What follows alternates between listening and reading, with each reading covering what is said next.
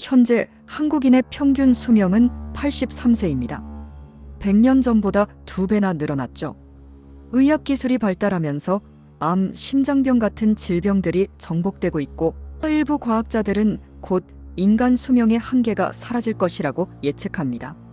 그런데 만약 정말로 인간의 수명이 200살까지 늘어난다면 어떨까요? 현재보다 2.5배나 긴 삶을 살게 된다면 과연 축복일까요? 아니면 저주일까요? 오늘은 3가지 관점에서 살펴보겠습니다. 첫째, 과학적으로 정말 가능한지와 개인의 삶과 신체가 어떻게 변할지. 둘째, 경제와 사회 시스템에 미칠 혁명적 변화. 셋째, 인간의 가치관과 문명 자체가 어떻게 달라질지 그 놀라운 미래상입니다. 먼저 과학적 가능성부터 봅시다. 정말로 200살까지 사는 게 가능할까요? 놀랍게도 이미 현실이 되고 있습니다. 구글의 칼리코 프로젝트는 2030년까지 인간 수명을 150세로 늘리는 것을 목표로 하고 있어요. 핵심 기술은 텔로미어 연장입니다. 세포 분열 시 짧아지는 염색체 끝부분을 인위적으로 늘려서 노화를 막는 거죠. 더 놀라운 건 하버드 의대의 데이비드 싱클레어 교 연구팀입니다. 쥐 실험에서 수명을 30% 연장하는 데 성공했고 현재 인간 임상 시험을 진행 중이에요.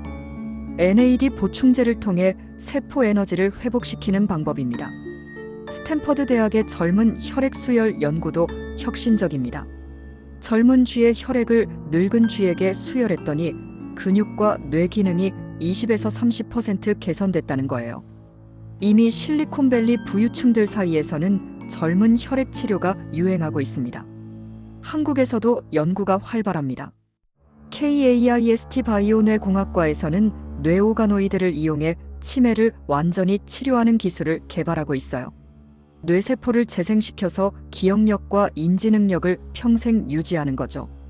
가장 기대되는 건 유전자 편집 기술입니다. 크리스퍼 케이스9을 이용해 노화 관련 유전자를 직접 수정하는 방법이에요. 이미 선천성 질환 치료에는 성공했고 노화 방지에도 곧 적용될 예정입니다. 하지만 단순히 오래 사는 게 아니라 건강하게 오래 사는 것이 핵심입니다. 200년을 살아도 100년을 침대에서 보낸다면 의미가 없거든요. 다행히 최신 연구들은 건강 수명 연장에 초점을 맞추고 있습니다. 그럼 200살까지 산다면 우리 개인의 삶은 어떻게 바뀔까요? 가장 먼저 바뀔 건 인생 설계입니다. 현재는 학교 20년, 직장 40년, 은퇴 20년의 3단계 인생이지만 200살 시대에는 완전히 달라질 거예요. 학교 30년, 1차 직장 50년, 2차 직장 50년, 3차 직장 50년, 은퇴 20년의 5단계 인생이 될 수 있습니다. 교육 시스템도 혁신됩니다. 평생 3-4번 완전히 다른 분야를 배워야 하니까요. 30살의 의사였던 사람이 80살의 변호사가 되고 130살의 예술가가 되는 식으로 말이에요. 평생 학습이 진짜 의미를 갖게 됩니다. 결혼과 가족 개념도 바뀝니다. 200년을 한 사람과 살기는 현실적으로 어려우니까요. 기한부 결혼이나 단계별 동반자 같은 새로운 형태의 관계가 생겨날 것 같습니다. 하버드 사회학과 연구에 따르면 수명이 2배 늘어나면 이혼율도 3배 증가한다고 해요. 자녀 양육도 복잡해집니다. 부모가 200살까지 살면 자녀와 150년을 함께 보내는 거죠. 현재는 부모가 자녀보다 먼저 세상을 떠나는 게 자연스럽지만 200세 시대에는 부모와 자녀가 동시에 늙어가는 상황이 벌어집니다. 여기서 흥미로운 건 세대 구분의 모호함입니다. 할아버지, 아버지, 아들이 모두 비슷한 나이처럼 보일 수 있어요. 150살 할아버지와 120살 아버지, 90살 아들이 함께 골프를 치는 모습이 일상이 될 수 있습니다. 건강관리도 평생의 과제가 됩니다. 200년 동안 몸을 관리해야 하니 20대부터 체계적인 건강계획을 세워야 해요. 운동, 식단, 수면, 스트레스 관리가 그 어느 때보다 중요해집니다. 기억력도 문제가 됩니다. 200년의 기억을 모두 저장하려면 뇌용량이 부족할 수도 있어요. 중요한 기억과 불필요한 기억을 구분하는 기억 관리 기술이 필요할 것 같습니다. 반면 긍정적인 면도 많습니다. 여러 분야의 전문가가 될 수 있고 다양한 경험을 쌓을 수 있어요. 100살에 새로운 언어를 배우고 150살에 새로운 취미를 시작하는 것도 가능하죠. 그럼 여기서 끝일까요? 아닙니다. 더 큰 변화가 사회 전반에서 시작됩니다. 가장 큰 충격은 연금 시스템의 붕괴입니다. 현재는 40년 일하고 20년 연금을 받는데 200세 시대에는 140년 일하고 60년 연금을 받아야 해요. 하지만 이렇게 긴 기간의 연금을 누가 부담할까요? 국민연금공단 추산에 따르면 평균 수명이 200세로 늘어나면 연금 지급액이 현재의 10배로 늘어난다고 해요. 이를 감당하려면 연금 보험료를 현재의 5배로 올리거나 은퇴 연령을 180세로 늘려야 합니다. 의료비 부담도 천문학적으로 증가합니다.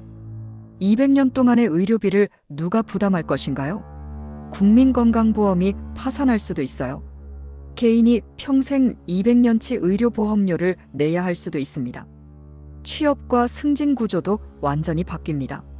한 직장에서 150년을 일할 수는 없으니 30년이나 50년마다 완전히 다른 직업으로 전환해야 해요. 평생 직장이라는 개념이 사라지고 다중 커리어가 필수가 됩니다. 하지만 가장 문제가 되는 건 세대 교체의 정체입니다. 현재는 이 30년마다 새로운 세대가 사회를 이끌어가는데 200세 시대에는 100에서 150년 된 기성세대가 계속 권력을 쥐고 있을 거예요. 젊은 세대가 사회 진출할 기회가 크게 줄어듭니다. 정치 시스템도 혼란에 빠집니다. 200살 대통령이 나올 수도 있고 국회의원들이 100년 넘게 정치를 할 수도 있어요. 정치적 변화와 개혁이 극도로 느려질 것 같습니다. 반면 새로운 산업들이 폭발적으로 성장할 거예요. 안티에이징 산업, 평생 교육 산업, 다중 커리어 컨설팅, 200년 라이프 플래닝 같은 서비스들이 등장할 것 같습니다. 부동산 시장도 달라집니다. 200년을 살 집을 어떻게 설계할까요? 시간이 지나면서 가족 구성이 바뀌고 직업이 바뀌는 것에 맞춰 집도 변형 가능해야 할 거예요. 하지만 사회적 변화만이 전부가 아닙니다. 인간의 가치관과 문명 자체가 근본적으로 달라집니다. 가장 큰 변화는 시간 개념의 변화입니다. 200년이라는 긴 시간 앞에서 급함이라는 개념이 사라질 수도 있어요. 뭐가 그리 급해? 200년 있잖아라는 식으로 말이죠. 반대로 뭔가를 이루는데 50년이 걸려도 아직 150년 남았으니까라고 여유롭게 생각할 수 있습니다. 인간관계의 깊이도 달라집니다. 친구와 150년을 함께 보낼 수 있다면 현재보다 훨씬 깊고 의미 있는 관계를 맺을 수 있을 거예요. 반면 싫어하는 사람과도 150년을 견뎌야 한다면 그것도 큰 스트레스가 될 것 같습니다. 종교와 철학에도 큰 영향을 줄 거예요. 내세에 대한 개념이 바뀔 수 있어요. 현생에서 200년을 사는데 내세는 얼마나 살까요? 종교적 가치관이 전면 재검토될 수도 있습니다. 예술과 문화도 혁신됩니다. 한 예술가가 200년 동안 작업한다면 어떤 작품들이 나올까요? 베토벤이 200년을 살았다면 교향곡을 몇 개나 썼을지, 피카소가 200년을 살았다면 어떤 화풍 변화를 보여줬을지 상상만 해도 흥미롭습니다. 하지만 가장 큰 도전은 삶의 의미 찾기입니다. 현재도 인생의 목적이 뭘까? 라는 질문에 답하기 어려운데 200년이라는 긴 시간 동안 무엇을 하며 살 것인가는 더욱 복잡한 문제가 될 거예요. 지루함과 권태감도 큰 문제가 될 수 있습니다. 100년쯤 살다 보면 이제 할 만한 건 다 해봤는데 라는 생각이 들 수도 있어요. 새로운 자극과 도전을 끊임없이 찾아야 하는 부담이 생깁니다. 반면 놀라운 가능성도 있습니다. 한 분야에서 100년의 경험을 쌓은 전문가가 탄생할 수 있어요. 의학, 과학, 예술 분야에서 현재로는 상상할 수 없는 발전이 일어날 수 있습니다. 또한 인류의 집단 지식이 폭발적으로 증가할 거예요.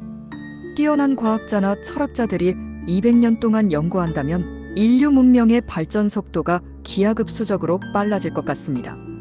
결국 200세 시대는 어떤 의미일까요?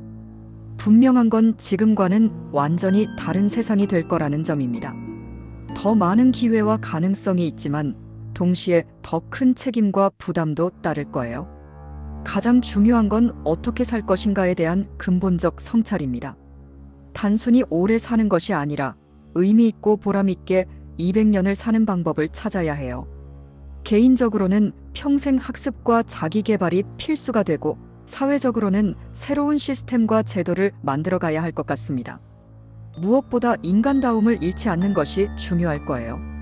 오래 사는 것 자체가 목적이 되어서는 안 되고 더 나은 세상을 만들고 더 깊은 관계를 맺는 수단이 되어야 할 것 같습니다. 여러분은 어떻게 생각하시나요? 200살까지 살 수 있다면 정말 살고 싶으세요? 그렇게 긴 인생을 어떻게 계획하시겠어요? 댓글로 여러분의 솔직한 생각을 들려주세요. 다음 시간에는 더욱 흥미진진한 가설을 다뤄보겠습니다. 놓치지 마세요.